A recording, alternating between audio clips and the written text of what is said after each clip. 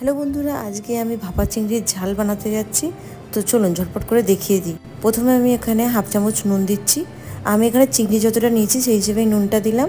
আপনারাও যেরকম চিংড়ি নেবেন সেই হিসেবে নুনটা দেবেন। তারপর আমি এখানে দিয়ে দিচ্ছি হাফ চামচ হলুদ। আর সবথেকে মেন ইম্পর্টেন্ট এখানে ঝাল। এখানে আমি ঝাল দেব বেশি করে। এখানে আমি 2 চামচ ভরে ভরে ঝাল দিয়েছি।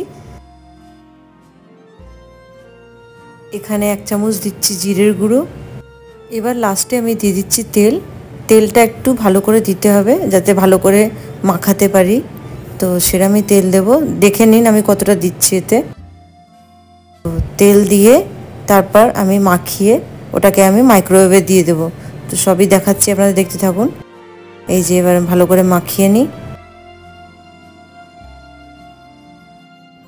মাখানো প্রায় হয়ে গেছে, এবার আমি মাইক্রোওয়েভে দিয়ে দেবো এটাকে।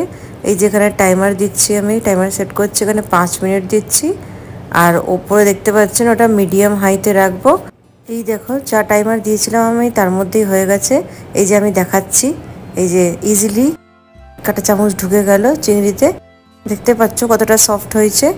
এই টাইম দিয়েই করবে মাইক্রোওয়েভে করলে। আর যারা ভাতের মধ্যে দিয়ে করতে চাও, ভাত হয়ে যাওয়ার পরেই নামাবার সময় ওর মধ্যে টিফিনটাকে বসিয়ে দেবে আর ভাত দিয়ে চাপা দিয়ে দেবে টিফিনটাকে ভালো করে। তারপর ঢেকে দেবে, 10 মিনিট পরে ভাতটাকে খুলবে। তারপর ওর থেকে টিফিনটা বের করবে, দেখবে চিংড়িগুলো সফট হয়ে গেছে আর মশলাগুলো ওর সঙ্গে মিক্স হয়ে গেছে ভালো করে। তো এই ট্রিক্সটাও তোমাদের বলে দিলাম। তো এই ভিডিওটা তোমাদের কেমন লাগলো নিশ্চয়ই জানাবে, আর এই রেসিপিটাকে একবার ট্রাই করে দেখো।